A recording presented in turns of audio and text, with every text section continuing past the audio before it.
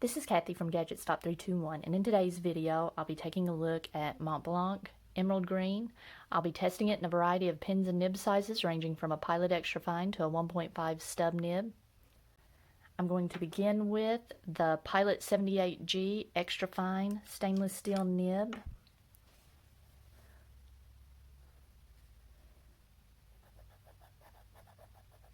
Okay, I think we're off to a good start.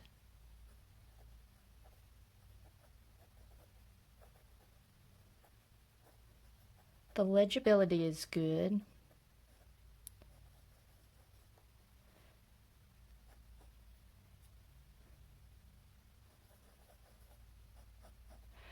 It's not scratchy, but it's not, I wouldn't call it pleasant. I'm just going to put that it's not scratchy.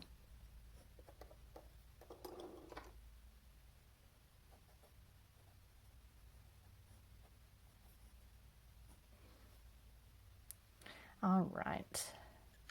This is a nice, I have several green inks and ink samples, but this one's just a little bit different.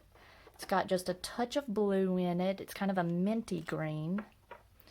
Next, I've got my Sailor Pro Gear Slim with a fine nib. Now, this pen did not perform well with the first two Montblanc inks that I tried, the Oyster Gray and Swan Illusion. But this ink's a little more saturated, and this is much better. It's not as dry of an ink as the first two.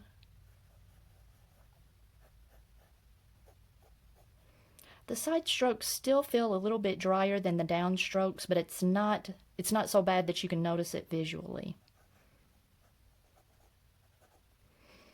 And I'll say this is nice. I wouldn't go as far as to say that it's smooth. There is that Sailor feedback, but as someone who uses fine nibs regularly, I consider that pleasant to use. Next, I've got my TWSBI Mini with a fine nib. This is a very smooth fine nib.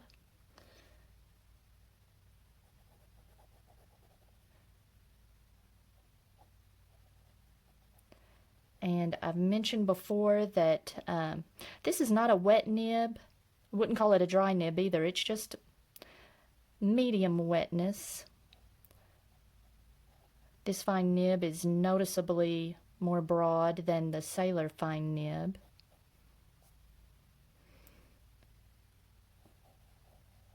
But it's much, and I'm sure it's due to how much wider it is much smoother.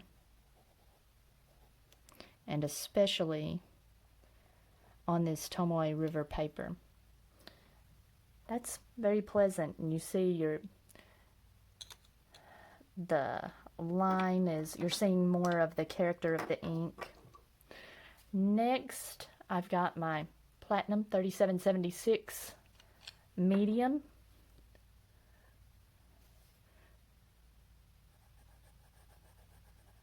That's really nice.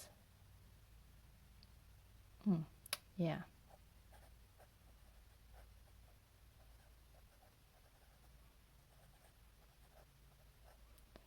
You can hear the nib on the paper, but I would call it smooth. It's like you hear the feedback, but you don't feel it.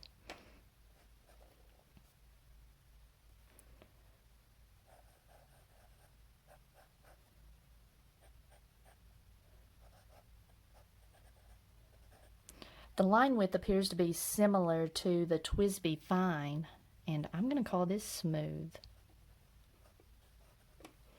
I really like that. Alright, next I've got my Pilot Stargazer with a medium nib.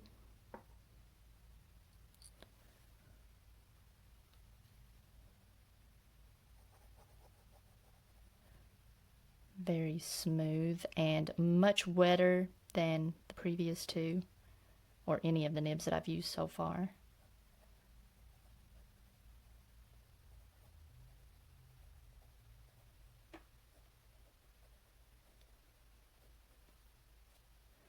Yeah, quite a bit wetter.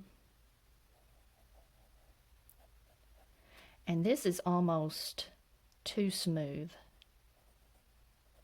I just feel like I don't have enough control. My handwriting's not as precise whenever I'm writing with a nib that's that smooth. Okay, next is the Pilot Metropolitan with a cursive medium nib. Now, this is a dry writing nib, and it did not perform well with the previous two Montblanc inks, the Oyster Gray and the Swan Illusion, but those were less saturated and dry feeling inks. Yeah, this is very nice.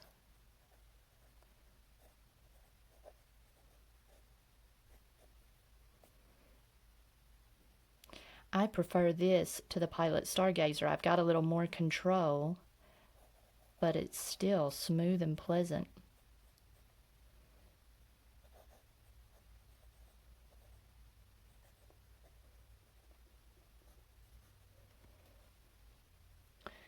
All right, and finally, I've got my Jinhao X750 with the 1.5 stub nib.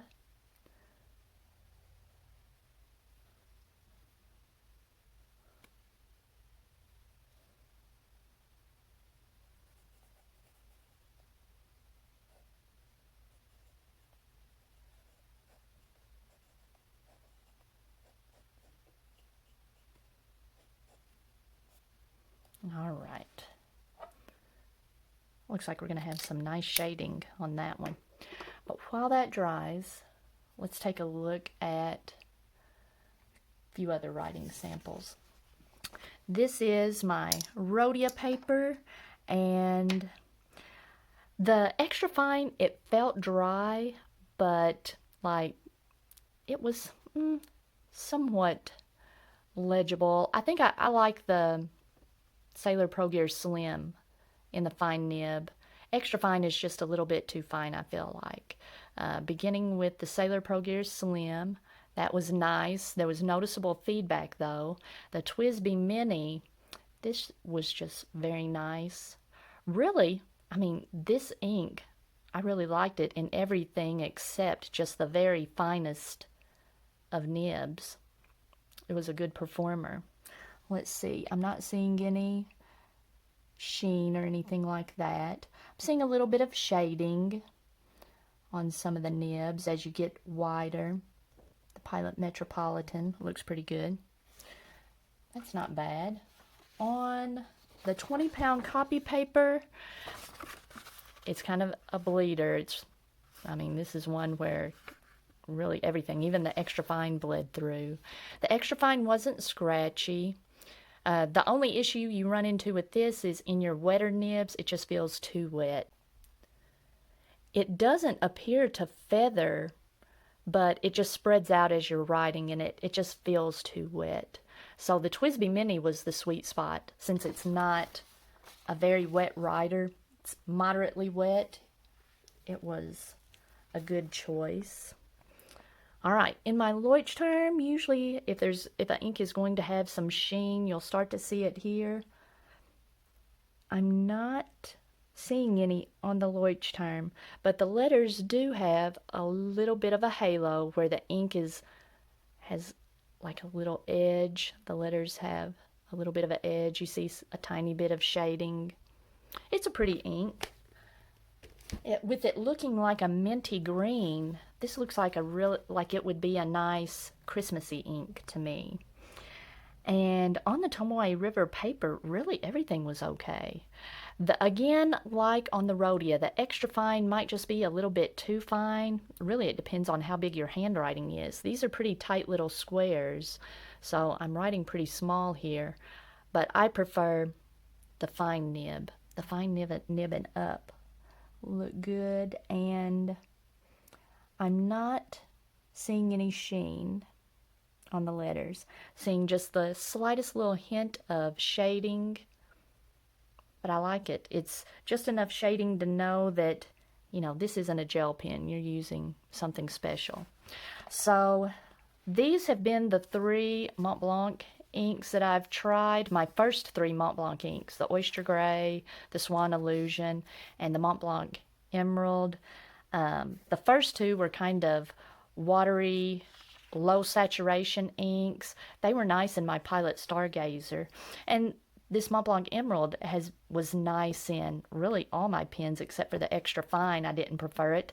But to me, I didn't see anything so spectacular with them to warrant them costing 3 times more than like a diamine or a little.